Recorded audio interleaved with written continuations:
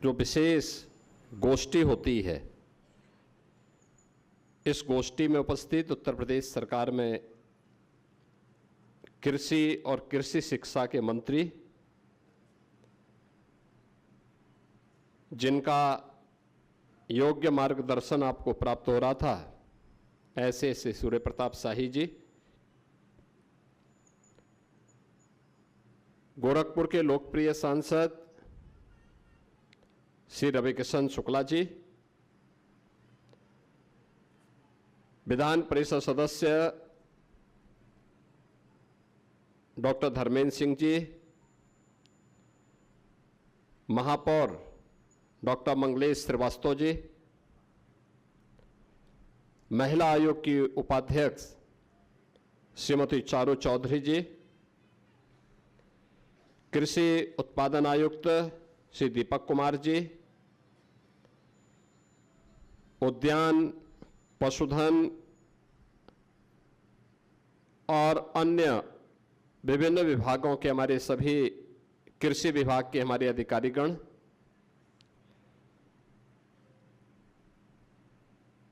अन्नदाता किसान बहनों और भाइयों, मैं सबसे पहले इस खरीफ गोष्ठी में आप सबका मैं हृदय से स्वागत करता हूं, अभिनंदन करता हूं। मैं विशेष रूप से पिछले 12 वर्ष में प्रधानमंत्री मोदी जी के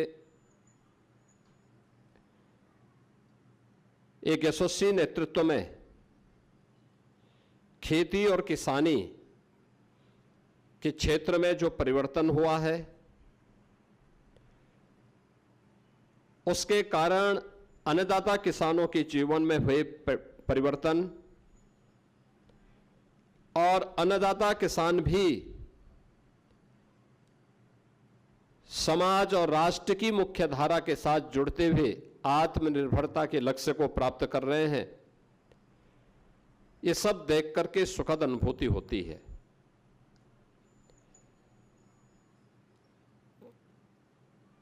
हम सब इस बात को देखते हैं कि आज से 12 वर्ष पहले देश के अंदर अन्नदाता किसान सर्वाधिक मात्रा में आत्महत्या कर रहे थे। अगर हम 2005 से लेकर के 2014 के बीच के इस कालखंड को देखें, लाखों की संख्या में देश भर में किसानों ने अलग अलग स्थानों पर आत्महत्या की थी। आत्महत्या के पीछे भी एक त्रासदी थी, अच्छी क्वालिटी का बीज न मिलना, लागत का बढ़ना, उत्पादन का कम होना, अन्नदाता किसान को एमएसपी का सही दाम न मिलना,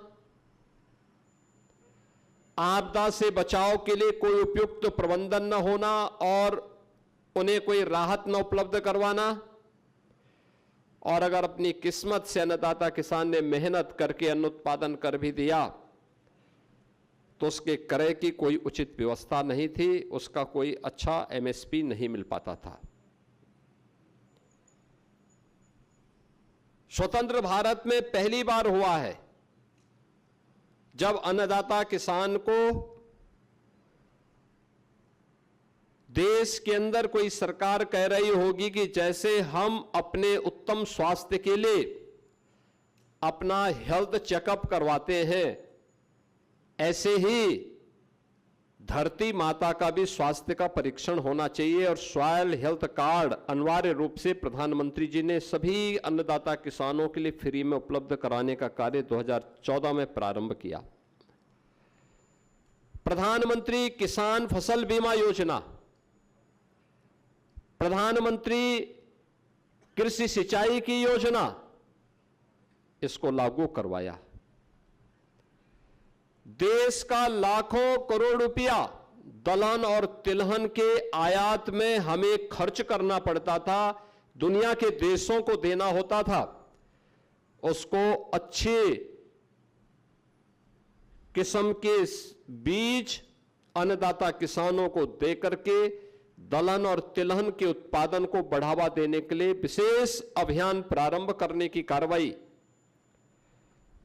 और हमारा अन्नदाता किसान साहूकार के सामने हाथ नहीं फैलाएगा, कर्ज के नीचे नहीं दबेगा, इसके लिए प्रधानमंत्री जी के द्वारा प्रधानमंत्री किसान सम्मान निधि का लाभ उपलब्ध करवाना, मंडी में व्यापक रिफॉर्म की कार्रवाई को आगे बढ़ाना, किसानों के लिए की गई ये घोषणाएं।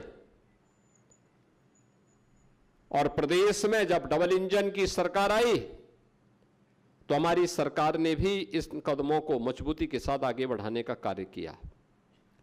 आज मैं कह सकता हूं, अन्नदाता किसान के लिए जो कदम हम सब ने उठाए हैं वह अभूतपूर्व हैं। हमारी सरकार की पहली कैबिनेट 2017 में हुई इस बात को लेकर के थी कि कर्ज के नीचे जो किसान दबे हुए हैं उन किसानों को उससे मुक्त करने के लिए हमने फसल ऋण की एक विशेष योजना प्रारंभ की थी। वहीं से योजना प्रारंभ हुई। पहली बार उत्तर प्रदेश के इतिहास में लागत का 1.5 गुना दाम अन्नदाता किसान को प्राप्त हो और जगह जगह सरकारी क्रय केंद्र खोल करके उसकी उपज को खरीदने की कार्रवाई प्रारंभ हुई। दशकों से प्रदेश के अंदर जो सिंचाई की परियोजनाएं लंबित थी, उन सिंचाई की परियोजनाओं को प्रारंभ करने, उन्हें पूरा करने का कार्य किया। और मुझे बताते हुए प्रसन्नता है कि बाणसागर परियोजना हो, सरयू नहर राष्ट्रीय परियोजना हो या बुंदेलखंड से जुड़ी हुई परियोजनाएं, इन सभी परियोजनाओं को हम लोगों ने लग करके पूरा किया और पूरा करने के साथ ही 24 लाख हेक्टेयर भूमि को अतिरिक्त सिंचाई की सुविधा उपलब्ध करवाई है।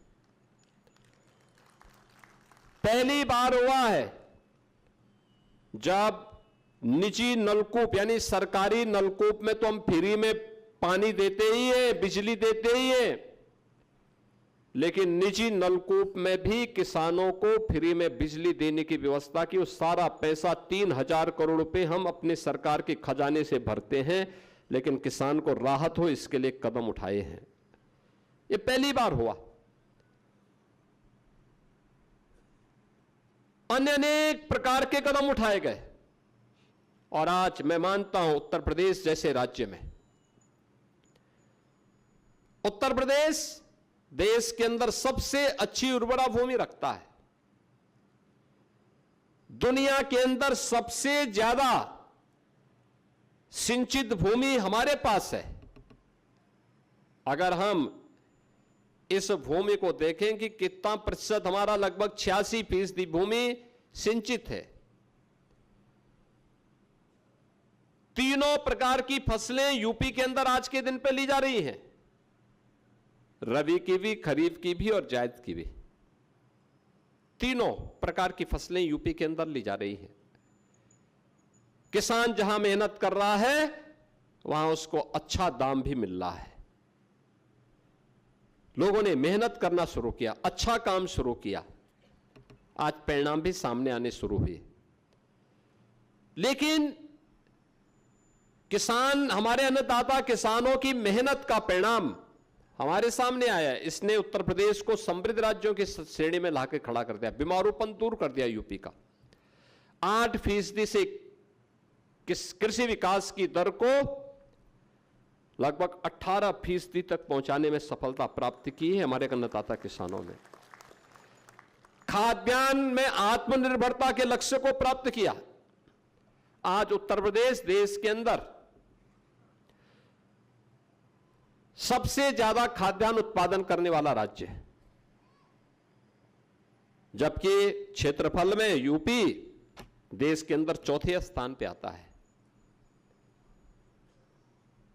चौथे स्थान पर है, लेकिन सबसे ज्यादा खाद्यान्न उत्पादन कर रहा है, सबसे ज्यादा चीनी मिलों का संचालन कर रहा है, सबसे ज्यादा चीनी उत्पादन कर रहा है, सबसे ज्यादा इथेनॉल का उत्पादन कर रहा है, सबसे ज्यादा आलू का उत्पादन कर रहा है,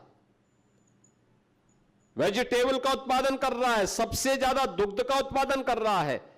ये इसलिए हो पाया है क्योंकि सरकार के साथ साथ अन्नदाता किसानों ने भी मेहनत करना प्रारंभ किया और उसका परिणाम हम सबके सामने है।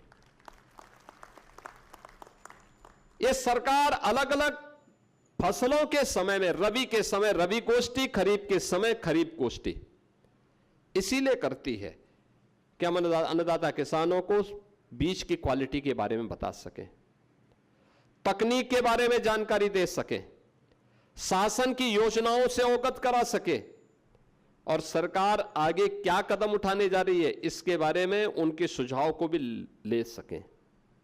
कहां पे परेशानी है, हम सबका मानना है कि आत्मनिर्भरता के लक्ष्य को प्राप्त करना है तो अन्नदाता किसान उसका माध्यम बनेगा। अन्नदाता किसान से इस लक्ष्य को हम आगे बढ़ाने में सफल हो सकते हैं और हमारा अन्नदाता किसान शोषण से मुक्त हो, अभाव से मुक्त हो, अन्नदाता किसान के सामने किसी प्रकार की कोई चुनौती न हो। जहां सरकार का काम उन सभी बैरियर को हटाना है, वही सरकार का काम यह भी है कि हम सुविधा संपन्न करने के साथ साथ किसान को मंडी के साथ जोड़ने का काम भी करें। अच्छा सीड उसे उपलब्ध हो सके, समय पे जो भी उसकी आवश्यकताओं की पूर्ति करने में सहायक हो सके। और आज उत्तर प्रदेश जैसे राज्य में सफलतापूर्वक संभव हो पा रहा है। इस संभव का ही परिणाम है कि देश के अंदर लगभग 11% भूमि में हम 21% खाद्यान्न उत्पादन कर रहे हैं। यानी भारत की कुल कृषि उत्पादन की, कृषि योग्य भूमि की केवल 11% यूपी के पास है। आबादी 16 से 17% है, लेकिन खाद्यान्न हम इसी भूमि में उत्पादन कर रहे हैं 21% खाद्यान्न का उत्पादन हमारा अन्नदाता किसान पैदा कर रहा है।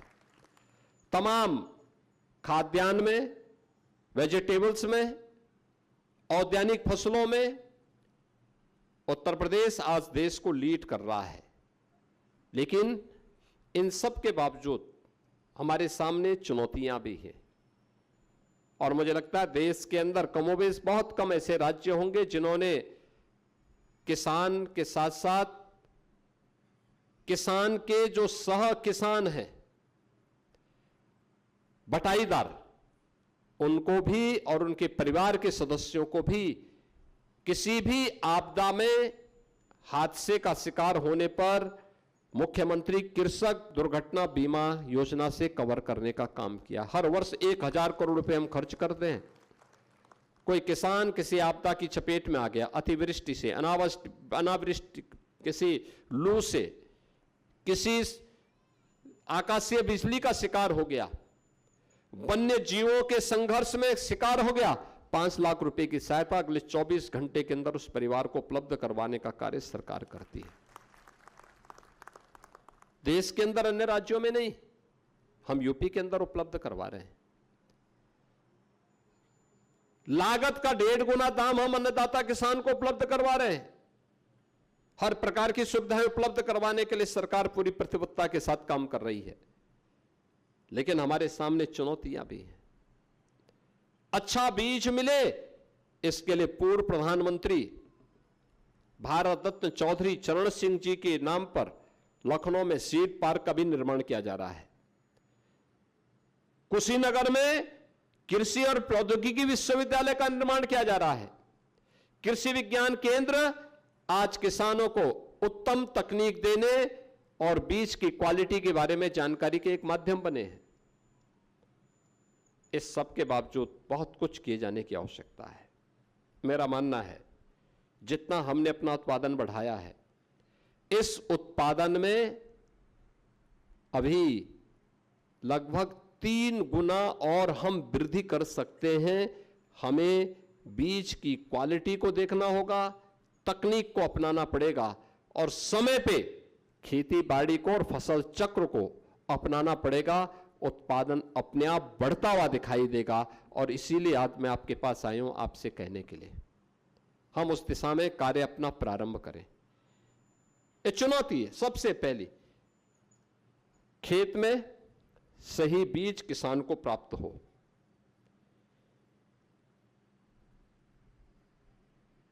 उत्पादन का पहला कार्य यहां से प्रारंभ होगा। लागत को कम करने की तैयारी और उत्पादन को बढ़ाने की तैयारी।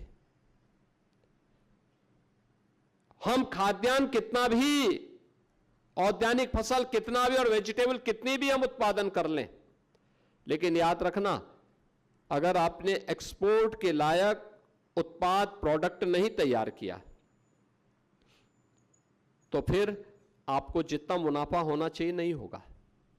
आप याद करिए ना, औद्यानिक फसलों में आम इसी समय तैयार होता है, यही सीजन है, आगे बढ़ता है। जुलाई में एक्सपोर्ट हो सकता था, लेकिन उसकी क्वालिटी पहले दिन से तय करनी पड़ेगी। जिस आम का दाम यहां 40 रुपए 50 रुपए मिलेगा, वही आम अगर यूरोप के देशों में जाएगा, अमेरिका में जाएगा या दुनिया के तमाम अन्य देशों में जाएगा, वही आम 800 से 1000 रुपया दाम आपको दे देता है। कार्गो का दाम कितना भी लागत आएगी, वो मुश्किल से 150-200 रुपए तक पड़ेगी। तो भी तो अगर 800 रुपए मिलता तो भी तो 600 रुपए का आपके एक किलो में बचते हैं। लेकिन वो क्वालिटी देखना, उसको बनाना, इसके लिए उस तकनीक की जानकारी दी जाती है। सरकार ने अपने स्तर पर कुछ केंद्र इसके लिए विकसित किए हैं, कार्गो के सेंटर भी विकसित किए हैं, कर भी रही है। लेकिन इसकी तैयारी के साथ हमें अपने आप को देखना। तो जो खाद्यान्न हम उत्पादन करें, जो वेजिटेबल उत्पादन करें, जो औद्यानिक फसल हम पैदा करें, न्यूनतम केमिकल, फर्टिलाइजर और पेस्टिसाइड का उपयोग करना न्यूनतम हो, उन मानकों पर खरा उतर सकें जो निर्यात करने लायक भी हो। और इसके लिए प्राकृतिक खेती एक बेहतरीन ऑप्शन है भारतवासियों के सामने। गौ आधारित खेती है ये। गौ माता के प्रति कृतज्ञता ज्ञापित करते हुए गौ माता की रक्षा भी होगी, लेकिन केमिकल, फर्टिलाइजर और पेस्टिसाइड से आपकी खेती को बचाव करने के साथ साथ लागत को कम करने का भी एक माध्यम हो सकता है। हमें इसमें कार्य करना होगा। और कृषि, आपसे बड़ा वैज्ञानिक कौन है? हमारा किसान तो व्यवहारिक जगत में स्वयं में एक वैज्ञानिक है। उसे पता है कब फसल बोनी है, कब करनी है, कब क्या करना है, लेकिन उसको आपस में तारतम्य के साथ जोड़ने की तैयारी है। अतिवृष्टि अनावृष्टि से बचने के लिए हमें अभी से मौसम विभाग के द्वारा दिए जाने वाले समय समय पर बुलेटिन को अपने साथ जोड़ना और उसके अनुरूप अपनी फसल चक्र को तैयार करना। ये सभी कार्य अगर हम आगे बढ़ा सकते हैं तो किसान की आमदनी बढ़ेगी, साथ साथ फसल की विविधीकरण की तरफ भी ध्यान देना है। सहफसली लेना, गन्ना के साथ ले सकते हैं आप,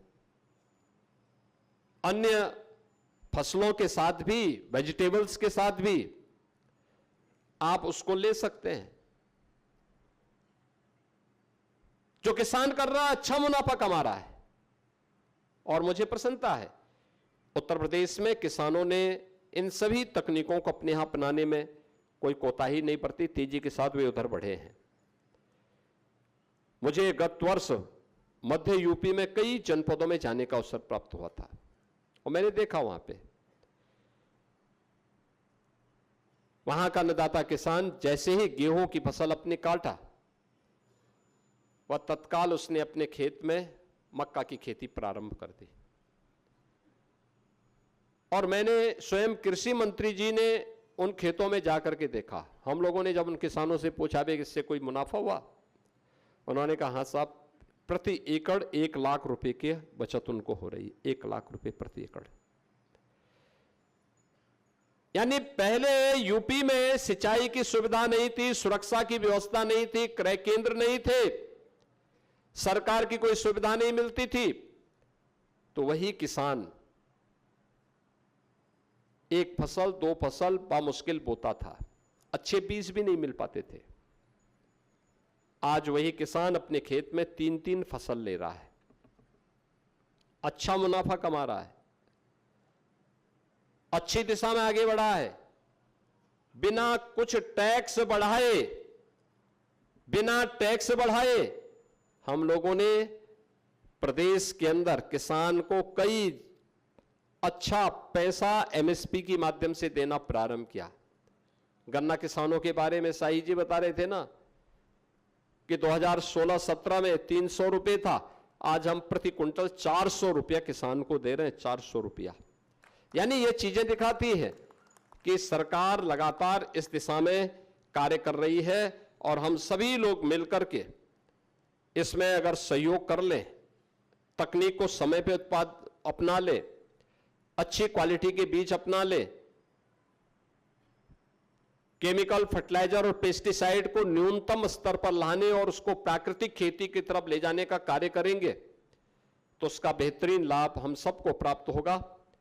आज के इस अवसर पर खरीफ गोष्ठी इस फसल के दृष्टि से बहुत महत्वपूर्ण है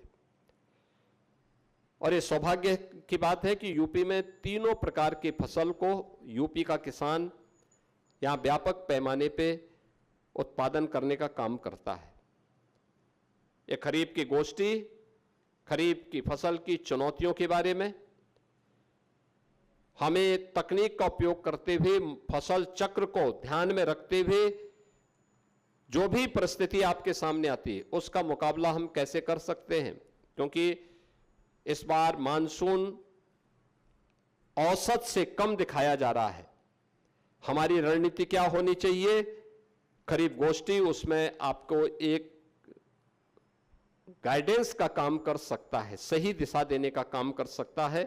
इस विश्वास के साथ मैं आज के इस अवसर पर इस खरीफ गोष्ठी में आए हुए आप सभी अन्नदाता किसानों का मैं प्रदेश सरकार की ओर से हृदय से स्वागत करता हूं, अभिनंदन करता हूं। कृषि मंत्री जी और उनकी पूरी टीम को गोरखपुर में 3 मंडलों की इस खरीफ गोष्ठी के लिए हृदय से धन्यवाद भी देता हूं और विश्वास करता हूं कि आत्मनिर्भर और विकसित भारत के लिए आत्मनिर्भर और विकसित खेती किसानी ये आज की आवश्यकता है और चुनौतियों के समय भी हमारा अन्नदाता किसान अपनी खेती बाड़ी से अपने आप को बाहर नहीं किया था। कोविड कालखंड में हमने आपकी ताकत को देखा है, आने वाले समय में भी हम उन देश के सामने समाज के सामने आने वाली किसी भी चुनौती का मुकाबला इसी रूप में कर पाएंगे। इस विश्वास के साथ मैं इस खरीफ गोष्ठी के प्रति अपनी शुभकामनाएं देते हुए वाणी को विराम देता हूं। आप सबके प्रति अपनी शुभकामनाएं देते हुए आप सभी का खरीफ गोष्ठी में स्वागत करता हूं। धन्यवाद। जय हिंद। तो गोरखपुर से मुख्यमंत्री योगी आदित्यनाथ को सुन रहे थे आप। बता दें कि खरीफ उत्पादकता गोष्ठी 2026 कार्यक्रम में सीएम योगी ने किसानों के लिए किए जा रहे कार्यों के बारे में बताया।